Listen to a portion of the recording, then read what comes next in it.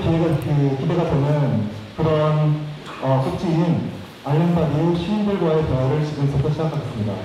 Ladies and gentlemen, hello everyone. We are very pleased to all have you here at Bhutan Consulate.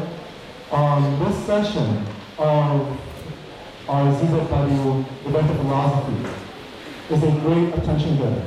And as you can see, there are a lot of people here, and that obviously proves why it's so much a hot potato. 일단 저희가 이제 바도 선생님과 우리 신보선, 진영 선생님들과 철학과 시에 대한 또 우리 일상에서의 시와 요소에 대한 그런 이야기를 하기에 앞서 바도 선생님께서 두 시인의 작품들을 읽으셨습니다. 이 불어로 번역된 시들도 읽으셨고 영어로도 번역된 시들을 읽으셨는데 그 중에 대표적으로 정영 선생님의 7개의 단어로 된 사전을 직접 불어로 낭송하셔서 우리 시인분들과 그 다음에 우리 관객분들을 모아 하나의 헌사를 하심으로써 오늘 대화를 시작하시겠다고 합니다. Professor Badu said that he has enjoyed very much the poems of the two poets, and therefore he would like to present an homage to that work of literature by reciting one of the poems of poet Jin Eun-young by the title of A Dictionary Made of Seven Words. Professor Badu, you may recite the poem.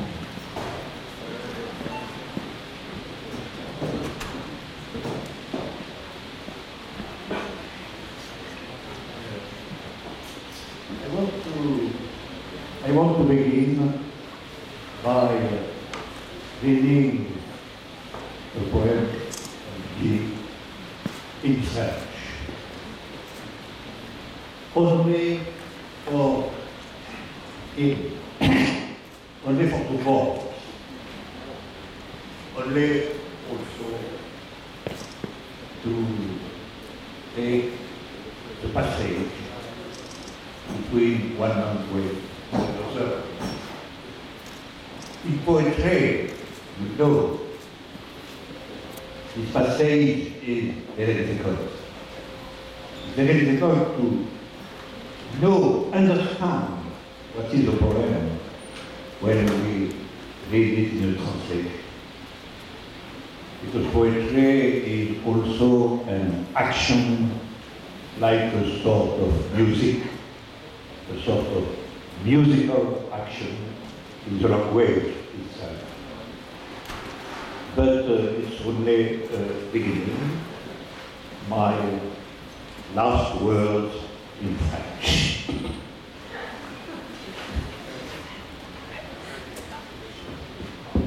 네, 지금 바디우 선생님께서 일단 자신의 육성으로 또 자신의 언어인 불어로 시 한 편을 낭송을 하고 싶으시다는 말씀하셨고요. 그 다음에 또 시 자체에 대해서, 이 시라고 하는 예술적인 실천에 대해서 이것이 굉장히 강력한 행동이고 또 사실 굉장히 난해한 작업이기도 한데 일단 그런 얘기들을 하기에 앞서서 자신의 육성으로 진영 선생님이 제가 아까 말씀드린 그 시를 낭송하시겠다고 합니다.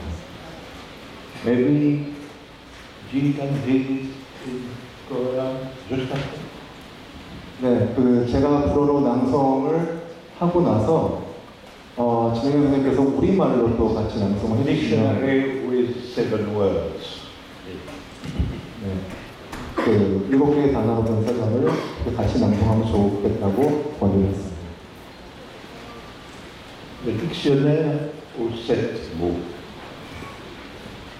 Printemps, marchant à reculons effrayés, je piétine de mes pieds nus la tête d'un serpent bleu. Tristesse, une bûche gonflée d'eau, et là, il pleut de nous. Capitalisme, toutes sortes d'obscurités ou le tunnel ténébreux d'1 million de kilomètres sous les mers. Comment peut-on traverser là, seul, à pied? Littérature, quand on s'endort dans une maison hantée après avoir perdu sa route. le coatement des grenouilles qui scintillent au loin comme une lampe à incandescence. Monologue du poète. Il n'y a même pas ce bruit dans le noir, tout en tapant le mur d'une flûte brisée. Révolution, tourbillon des étoiles que l'on voit seulement les yeux fermés sous le réverbère, chemin nervuré que l'on voit transparent. Poème, belle lettre à l'adresse inconnue que l'on a ouverte exprès, qui n'habite pas cette adresse. 네, 큰 박수 부탁드립니다.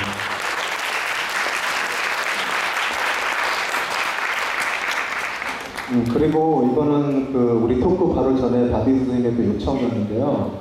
또 원래 시를 지으신 진현 선생님께서 한번 우리말로 낭송하시는 모습을 꼭 들어보고 싶다고 하셨고요. 여러분들 듣고 싶으시죠?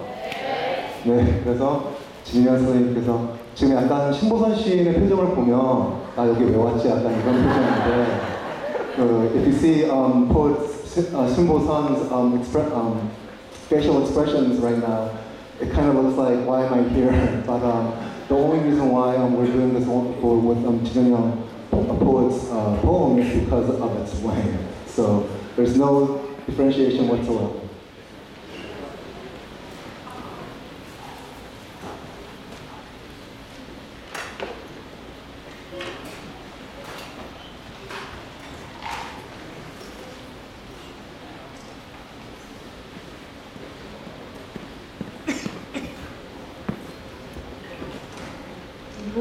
일곱 개의 단어로 된 사전.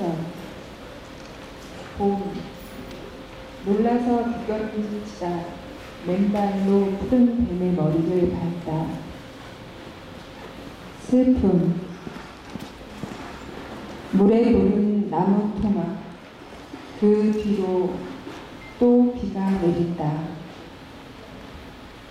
자본주의. 형형색색의 어둠.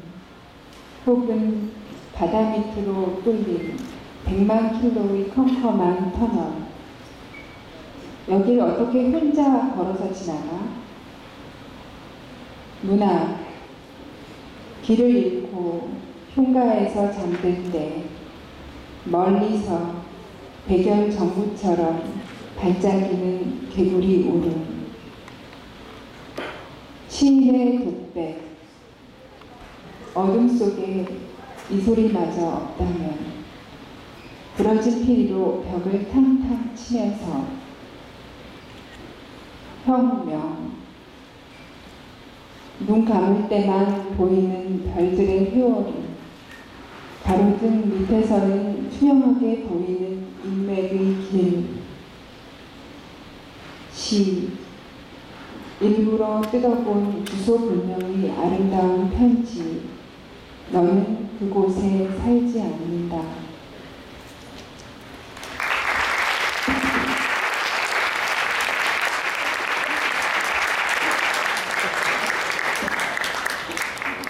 네, 사실 제가 개인적으로 아는 진영 씨께서는 굉장히 수줍음이 많으시고 그러신데 오늘 보니까 좀 모르겠어요. 좀 이런 모습 처음 보는 것 같아요. 그래서 너무 좋습니다.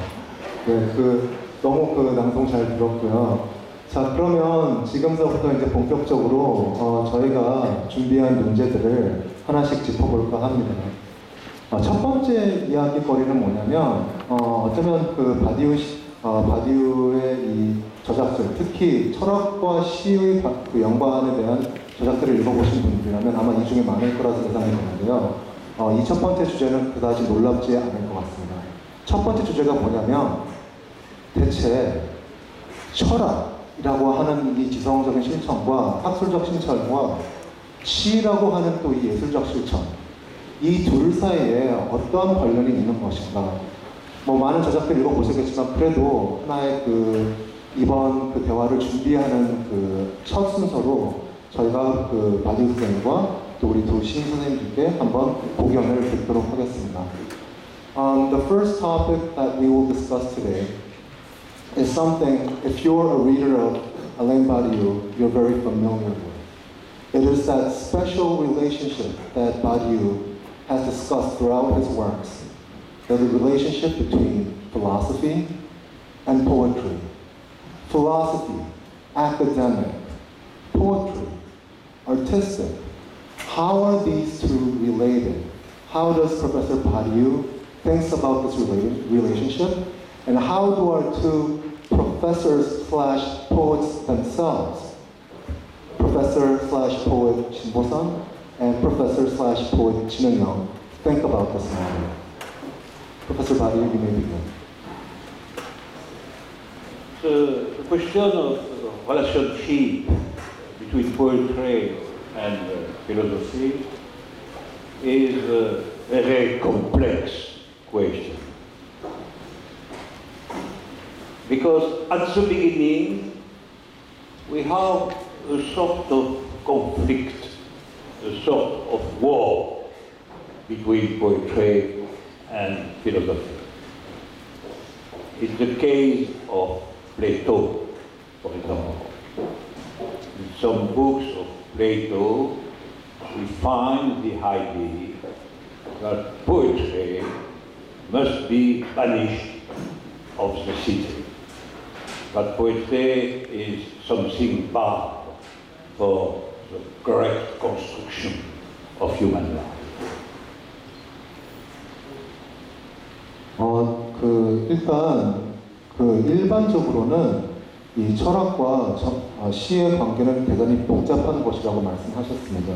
그리고 그 둘 사이에 일종의 장벽이 있다고도 볼 수 있는데요.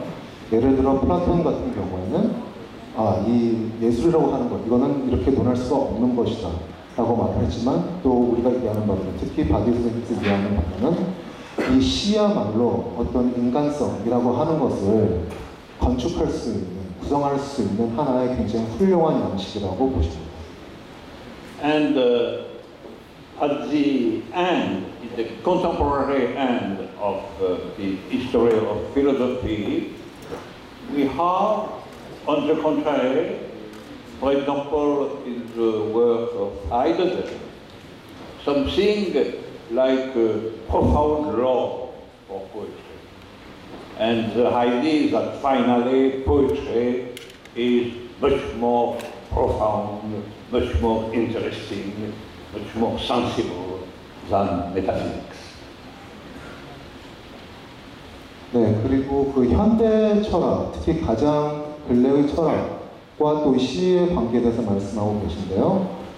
특히 시에서 논하는 어떤 심오한 가치들, 예를 들어 심오한 사랑, 이러한 것들이 말하자면 철학에서도 논하는 어떤 심오한 개념들, 심오한 생각들, 이런 것들과의 관련성에 대해서 고민하십니다. And my position is neither the position of Plato nor the position of Heidegger. I think that philosophy and poetry are two forms of thinking which are different. And what I propose is a sort of general peace between poetry and philosophy.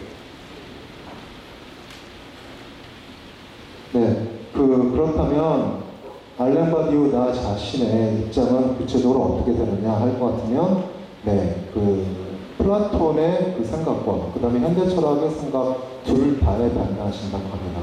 일단 알렌 바디우는 이 철학 그리고 시라고 하는 이 두 실천들이 서로 다르면서도 서로 굉장히 중요한 지적인 실천이라고 인정을 하고 계시면서 본인의 작업은 뭐냐면 이 둘 사이에 어떻게 일반화된 보편화된 평화를 추구할 수 있을까를 탐구하신다고 합니다. So my proposition is the peace between you and me. And a profound peace, a true peace. I think something like that for the peace. Philosophy is conceptual thinking. The means of philosophy, in the long way, are abstract concepts with intuitions. And the work of poetry is different. The work of poetry, but you say I am right. The work of poetry is to find inside the language something which before cannot be named. Something like a new possibility of description, sensibility, nomination inside the language. And so the relationship to the language is not the same in philosophy and in poetry. It's not the same use of the language. 네, 일단 이 철학과 같은 경우에는 대단히 개념적인 사고를 요하고 추상적인 사고를 요하는데, 반면에 시 같은 경우에는 또 그러한 면들도 있지만 어떤 새로운 가능성들을 예술적으로 모색하는 활로이기도 하고, 또 여전히 어떤 고상하고 또 심오한 이러한 것들을 또 다른 방식으로 추구하고, 그래서 앞서 말씀하신 이 둘 사이에 어떤 평화를 유지할 수 있는가, 이런 고민을 하신다. As philosophers, we use the language as a tool to observe and to see the real of the world. But for poets, the language is not exactly a tool. The language is something like a sensible material, sensible means of expression, and inside the language we can find new possibilities by the means of poetry. So finally, all that exists because we have effectively two different possibilities in language. 네, 언어, 이 철학과 시 모두 언어를 사용하는데요. 그렇다면 철학에서 사용하는 언어와 시에서 사용하는 언어가 어떤 차이가 있는가에 대한 말씀하셨습니다. 일단 철학에서는 기본적으로 언어를 하나의 도구로 사용합니다. 사고를 위한 그런 도구로 사용하는데, 반대로 시에서는 철학에서 언어를 사용하는 방식으로 언어를 도구적으로 사용하는 게 아니라 대단히 많은 것들, 예를 들어 물질계에 관한 것들, 또는 우리의 기대에 관한 것들, 또는 앞서 말씀하신 새로운 가능성들을 모색하는 방식으로서 언어적 사용을 한다고 합니다. 하기 때문에 우리가 여기서 알 수 있는 것은, 이처럼 언어라고 하는 것은 철학, 그리고 시라고 하는 적어도 이 두 가지 이상의 사용 방식이 있다는 것을 이해하시는 겁니다. You know, certainly, language is a tool for communication and for understanding. And that is the common use of language. But poetry is not the common use of language. Poetry is the creation of a new use of language inside language itself. So the poet creates something and communicates this invention. The philosopher explains something, communicates this explanation. It's not the same goal, it's not the same thing, but I think we don't have the necessity to be in war. To be in war. 네, 그 다음에 이제 언어에 대한 말씀을 계속 하시고 있는데요. 기본적으로 우리가 일상적으로 언어를 사용할 때는 가장 대표적인 게 의사소통이겠죠. 그리고 이것은 말 그대로 일상적인 사용이 되겠는데, 시의 작시를 한다는 것, 시를 짓는다는 것은 결코 일상적인 어떤 그런 언어의 사용이 아니라는 겁니다. 일단 언어 자체에 대한 대단히 심오한 탐미를 하게 되고, 그런 가운데 이 내가 언어라고 하는 것을 가지고서 어떻게 내 내면의 것을 또 끌어낼 수 있는가, 어떻게 감상자와 소통할 수 있는가, 일상적이지 않은 소통을 시도하는, 실험하는 그러한 실천이라고 하십니다. 그렇기 때문에 결코 언어라고 하는 것이 늘 사람에 따라서 같은 역할을 수행하는 것이 아니라고 말씀하십니다. And to conclude, Boban, I can say something like that. Philosophy is a sort of explanation, a sort of understanding of the real. Poetry is a creative activity inside the language. So finally, the philosopher must learn something from the poet. And the reverse is not always a necessity. The reverse is not always a necessity. We cannot be a true philosopher without learning something from the poet. Learning what? Learning the possibility, the new possibility of the language, the capacity of the poetic language to say and to name and to describe something new. We must learn and we must explain this possibility because it's our job. But the poet can perfectly be a poet without the philosopher.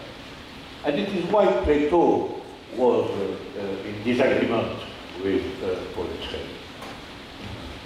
네, 그래서 결론적으로 말씀드리자면 철학에서는 언어라고 하는 것을 어떤 개념을 설명하거나 또는 어떤 현상을 이해하기 위해서 사용하는 반면에 시에서는 언어를 가지고서 어떤 창의적인 실천들을 하고 또 그렇기 때문에 철학자는 시인의 그런 실천을 보면서 내가 철학자로서 새로운 가능성들을 발견할 수 있는 어떤 방식의 일환으로 시인한테 반드시 배워야 하는구나. 그리고 시인에게 언어를 창의적으로 사용하는 방식을 배운 이후에는 그 과정이 어떤 것인가, 이게 어떤 인과관계를 갖고 있는가를 또 철학적으로 설명을 할 수 있어야 된다고 말씀하십니다. 그리고 다시 플라톤으로 돌아가서 바로 그렇기 때문에 역으로 철학자는 방금 제가 말씀드린 박유 선생님께서 말씀드린 이유 때문에 시를 필요로 하지만 시인은 굳이 철학자를 필요로 하지 않기 때문에 플라톤이 시에 대한 그런 어떤 좀 부정적인 견해를 가졌던 게 아닌가라고 생각하신답니다. So finally, the philosopher must learn something from the poet. He must learn from the poet that language is a creative possibility and not only a tool for communication. And he must love the poet. And it's in the piece, in the two, there is something disymmetric. We love by necessity the poet, but we not want, do not desire absolutely the reciprocity. So the poet is free in regard of philosophy, but the philosopher is not absolutely free, because he must learn what says the poet. 네, 조금 전에 하신 말씀에 대한 첨언이신데요. 다시 한번 강조하시는 겁니다. 철학자는 반드시 시인으로부터 배워야 한다는 겁니다. 무엇을 배워야 되는 거냐면 바로 언어의 창의적인 사용, 그리고 그를 통한 새로운 가능성들의 모색. 그리고 다시 한번 말씀하시지만 반대로 시인은 철학자를 딱히 꼭 필요로 하는 것은 아닌 이런 상황에 있는 것이고, 그런 가운데 철학자로서 철학과 시 사이에 그 어떤 앞서 말씀드린 장벽을 허물고 어떤 보편화된 평화를 추구하고 싶다고 하셨습니다. But if the poet loves the philosopher freely, it's better for me. better for me. 지금 하지만 만약에 시인이 자유롭게 철학을 또 철학자를 사랑한다면 저에겐 좀 낫겠죠 라고 하셨습니다. So it's now my question. First, what is your proper conception of poetry? What is your conception of philosophy? If you have one, because you are free to don't have. And what is your proper conception of relationship between the two? Then more generally, what is your relationship to the language? What is the function of the poet, the poetry, inside the possibility, the creative possibility of language?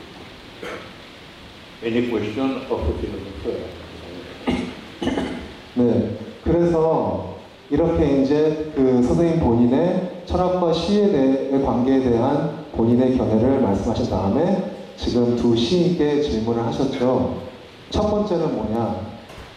시인은 시를 어떻게 생각하는가가 궁금하시고, 두 번째는 시인은 철학을 어떻게 생각하는가?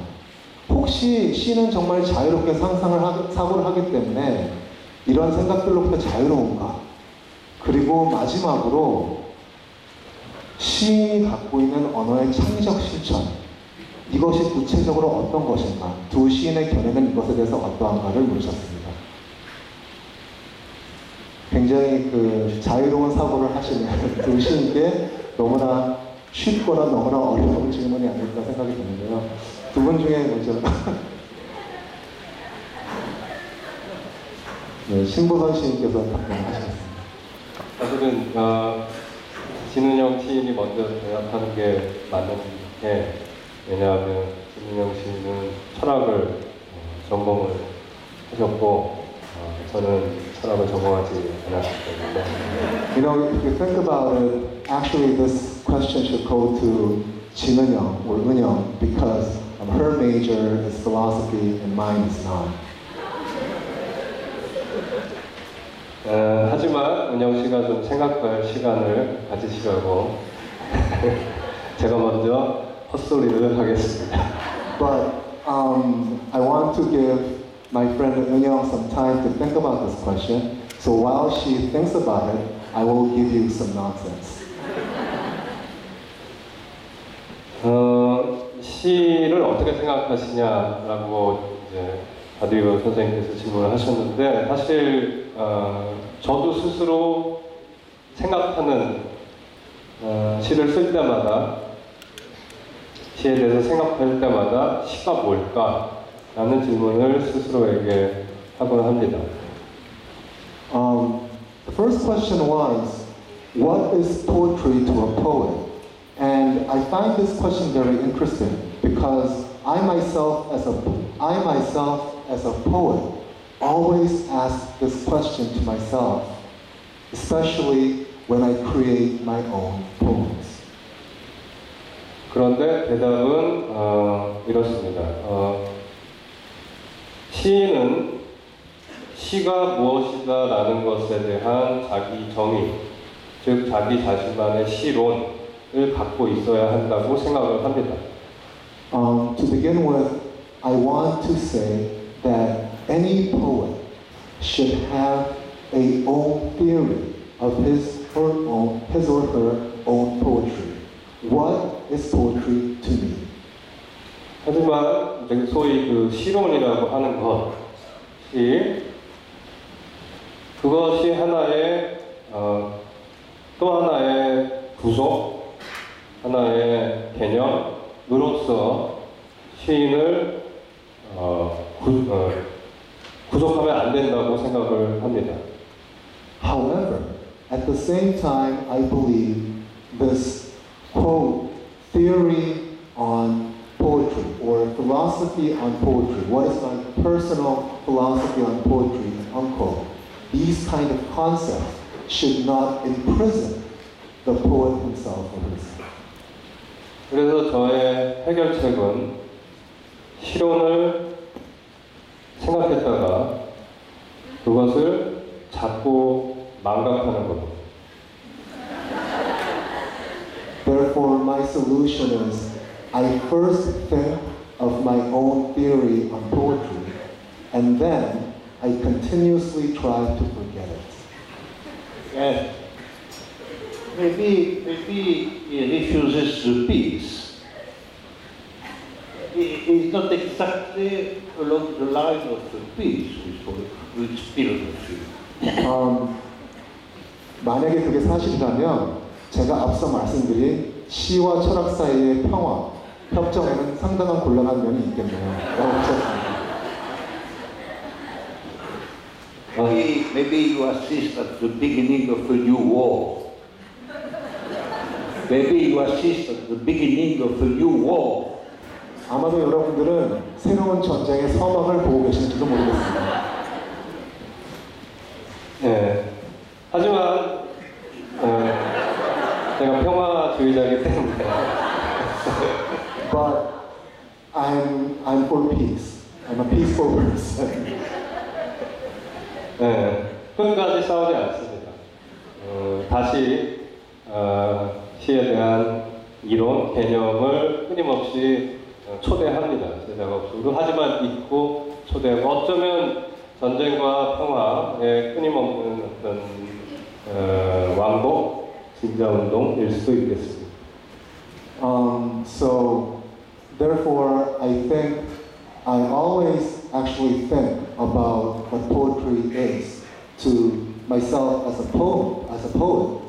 But then again, because of the previous reason, I deliberately try to forget. So I forget my constraints so that I can freely write, but then come back. So I go backward and forward and backward and forward.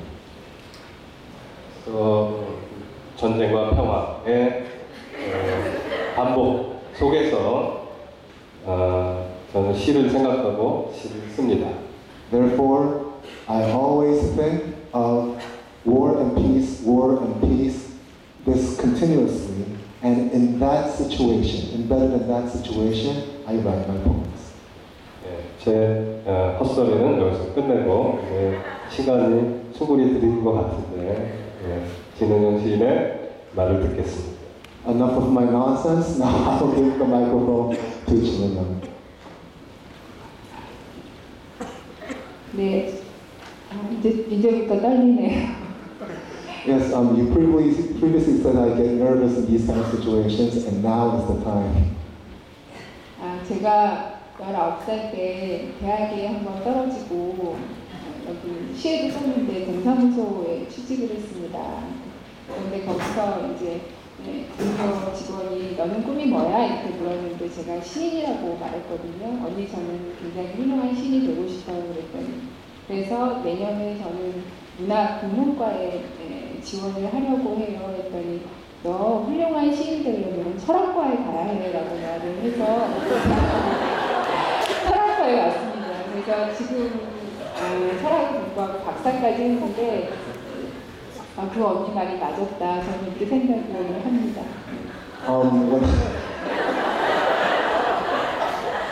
여러분 죄송합니다.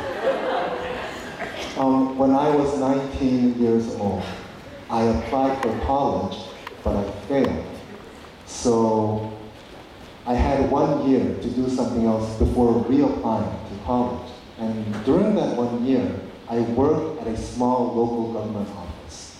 And at that office, one of my colleagues who was older than I was asked me, "What do you want to do with your life?" And I replied, "I want to be a poet." And that's why I want to major in literature when I go to college. What that colleague told me was that if you want to be a poet, you should study philosophy. So she took that advice and applied for philosophy at college next year, and now she's become a philosopher. 그래서 저는 사실 시인과 철학자는 그 바비 선생님 말한 사랑의 천에 나오는 것처럼 그 연인의 관계에 가깝다고 사실은 생각을 합니다. 그래서 항상 시가 잘 될 때는 철학 생각을 별로 안 하지만 어떤 종류의 아프리아에 직면했을 때 그 철학으로 가서 철학적으로 고민을 하고 이 언어의 난국을 어떻게 돌파할 수 있을까를 고민을 합니다. 그런 의미에서 또 반대로 제가 철학자로서 철학 공부를 하다가 철학의 아프리아에 빠졌을 때 그때도 저는 시로 생각하고 실행하면서 어떤 아까 가지고 말했던 어떤 새로운 사건적인 사례를 그 안에서 발견하기로 합니다. As studying philosophy and being a poet myself, I find this relationship similar to the relationship of artists. And that's why I actually appreciate your work on this relationship. And myself personally, for example, the function, what can philosophy and poetry do? A good example is healing. Whenever I face some kind of hardship, I can deal it in a philosophical manner, and whenever that gets too tough, I can always go back to poetry. So when I see this relationship, I see it as a relationship of affection. Maybe it's peace, but by the metamorphosis of poetry in philosophy, because she said that the relationship between philosophy and poetry, it must become the side of philosophy and not the side of poetry. No? To become a philosopher. 그렇기 때문에 지금 진은영 선생님의 말씀을 들어보니까 이 경우에는 철학과 시를 사랑하기 위해서 철학자가 되었고 또 그렇기 때문에 철학 안에서 시를 사용할 수가 있고 시의 밖에서 철학을 또 사용할 수 있는 또 철학도 마찬가지 철학 안에서 시를 사용할 수 있고 철학 밖에서도 시를 사용할 수 있는 이런 굉장히 흥미로운 관계를 보시면 Yes, so it's a peace between philosophy and philosophy, in some sense. It's a peace but between philosophy and philosophy, in some sense. 그래서 이 경우에는 어떻게 보면 철학과 시 사이의 평화가 유지된다고 볼 수 있겠네요. So I transform my question to show. If you say that a poet has always his or her proper theory of what is poetry. So, if your idea is that there is only singular conception of poetry and not general conception of poetry. If your idea is that finally the relationship of the poet to the question of poetry is always purely singular, without any universality or any generality. And so my question is, if it's true, if the poetic theory of poetry is always singular, how you can recognize an other poet and other poetry? You know? 그렇다면 시인들께 여쭈겠습니다. 만약에 시에 대한 이론이 가령 아까 신보도 선생님께서는 나는 내 시론에 대해서 늘 고민을 하는 동시에 망각을 한다. 망각을 함으로써 그 시론이라는 개념이 나에게 주는 구속감으로부터 해방될 수 있기 때문에라고 말씀하셨는데요. 이러한 시인의 시론, 시인의 시에 대해 갖고 있는 생각, 기본적 개념이 각 시인들마다 구체적인 것인지, 시인들 사이에 시라고 하는 어떤 추상적인 그 실천 자체에 대해서 어떤 보편화된 시론은 없는 것인지, 그리고 만약에 그것이 없다면 한 시인은 어떻게 다른 시인의 시를 받아들이고 이해할 수 있는 것인지 궁금하다고 하십니다.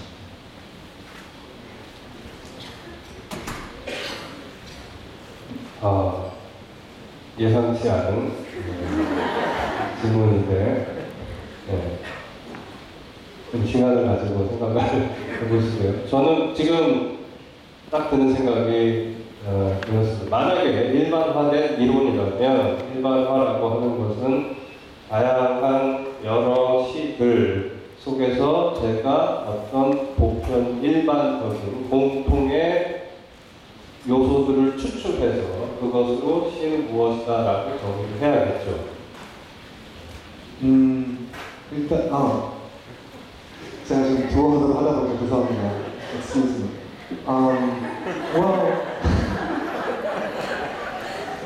Well, so this question I really didn't expect to get, but I got it, so I'll have to answer it. Well, first of all, if I would have to think about the so-called general theory on poetry, I would have to observe and appreciate all these different works from all these different poets, and then try to derive a general theory on that. 근데 저는 그렇게 하지 않는 것 같아요. 그러니까 제가 시론을 갖는다라고 하는 것은 사실은 시에 대한 정확한 혹은 과학적인 그런 이론을 갖는다는 것이 아니라 사실은 제가 마음에 드는, 제가 생각하고 좋아하는 그런 이론을 갖는다는 것 같아요. 사실은 제가 보고 검토하고 추출하고 논리적인 추론을 거쳐서 이거다라고 하는 게 아니라 사실은 제가 생각하고 마음에 드는 것, 그것이 저의 실론입니다. 여기서 중요한 것은 제가 좋아한다는 그 이론에 대해서. Well, if I speak of my own theory on poetry, it is that when I appreciate someone else's work, what I first think is, am I enjoying this practice? And that is my most important criteria of understanding poetry. What I do when it comes to the work of reaching or trying to build a theory on poetry, it is not something accurate, it is not that of scientific, but it's something of pleasure and preference. My main criterion is whether I actually like this piece of work or not. 그래서 제가 가장 마음에 들어하는 최근에 제가 아직 잊지 않은 시로는 그겁니다. 시는 내가 쓸 수 없는 것을 쓰는 것이다 라는 이론입니다. With all this under consideration, if I tell you one of the theories on poetry that I actually like is that poetry is the exercise of writing something that I cannot write of. 그래서 저는 어떤 시를 보고 마음에 듭니다. 시가 참 좋다. 그 다음에 그 시인을 만약에 제가 개인적으로 알고 있어요. 그럼 저는 생각합니다. 이 시를, 이 좋은 시를 그 시인은 쓸 수가 없다. 내가 아는 바에 따르면 이렇게 좋은 시를 쓸 수가 없다. 하지만 썼다. 그럼 좋아요. So according to this theory that a poet should write something that he or she cannot write, with this under consideration, and I read and enjoy a poem by a certain poet, and for example, if I already know this poet personally, I immediately tell myself that there can be no way that this poet actually wrote this poem, because he or she cannot write about what he or she wants to write.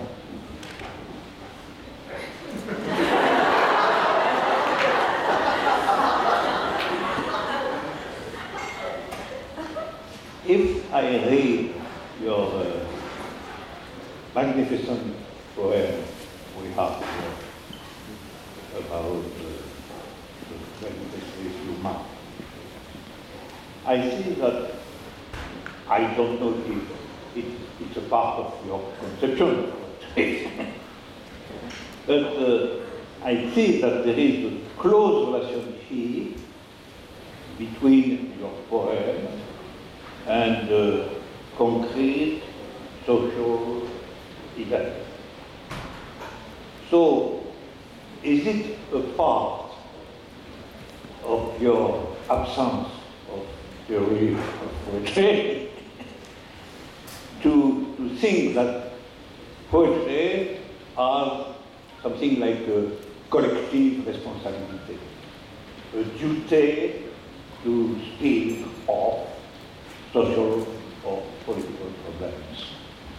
네, 지금 이제 아까 신보선 시인께서 하신 대답하고 그 질의응답과는 분위기가 사뭇 다른 질문을 하셨고, 어떻게 보면은 이번 행사와 너무나 밀접한 연관인 걸 앞에 있는 그 대화 내용도 마찬가지지만 굉장히 그 핵심적인 질문을 하신 것 같아요. 지금 하신 질문은 여러분들 핸드아웃으로 그 신보선 시인의 23번째 인간 다 받으셨죠? 네. 그 시를 직접 읽으셨는데 이 시를 내가 보니까 아까는 어떤 시인의 주관적인 시론, 나만의 내가 시를 쓰는 방식 이런 것들이 있지만 또 그거를 감상자인 내가 읽었을 때는 이것이 어떤 대단히 concrete, 구체적인 사회적 이벤트, 네, 바디오의 철학에서 굉장히 이벤트가 중요하지 않습니까? 구체적인 사건과 긴밀한 연관이 있다고 나는 느꼈다. 그렇다면 내가 시인에게 묻고 싶은 것은 신보선은 시인으로서 사회적으로 구체적으로 일어나는 사건들에 대해 시인은 대응할 어떤 의무감을 가지고 있어야 되는 것이냐 라고 질문하셨습니다. 제가 23번째 인간이라는 시를 썼는데 간단히 말씀드리면 이거 지금 쌍차 해고 노동자들이 대한문에서 농성을 벌이고 있고요. 2009년에 대규모 정리 해고가 있었고 그 이후로 현재까지 23분이 자살 혹은 심장 질환으로 돌아가셨습니다. This poem, the 23rd Human, is about a very concrete event. It's about the workers, the laborers of Sangyong Motors who were fired because of restructuring. And in that process, they were fired in 2009. And since then, 23 of the people who were fired and protested lost their lives due to either suicide, heart failure, these kind of atrocities. 22번째 사망자가 생겼을 때 그때 대한문 작년 4월부터 대한문에서 천막 농성이 시작이 됐고요. 그리고 그 농성에 참여하는 노동자분들 그리고 또 제가 아는 지인들이 저에게 일종의 부탁을 했습니다. 시를 써달라. 그리고 그것을 어떤 이벤트 자리에서 발표를 해달라. 그래서 그때 그 시를 썼고 진은영, 그 다음에 송경동 시인이 셋이서 그 시를 읽었습니다. When the 22nd death occurred last year, the people asked me to write a poem about this event. And so what we did was I wrote the poem and then myself, Jin Eun-young, and another poet, Song Kyung-dong, 그리고 김선우 씨. and Kim Sun-woo, these 4 poets, we went to the location where they are having a riot. It's at Daehamun, downtown Seoul. and they recited the poem together. 그때 저는 그 시를 쓸 때 저한테 그 시를 써달라는 요청은 해먹가 바디그 선생님이 얘기하신 어떤 사회적 집단적 책임이라기보다는 저한테 어떻게 다가왔냐면 일종의 친구들, 네, 친구들의 부탁, 거부할 수 없는 부탁이었고, 그리고 저는 저의 우정으로서, 우정의 한 방식으로서 그 부탁에 응했습니다.